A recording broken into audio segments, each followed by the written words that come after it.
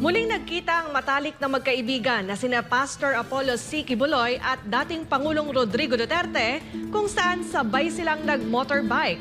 Hindi naman ako nagulat na magkita magkasama sila dahil magkaibigan naman tong dalawang to. Alam mo kung saan ako mas nagulat? Dito.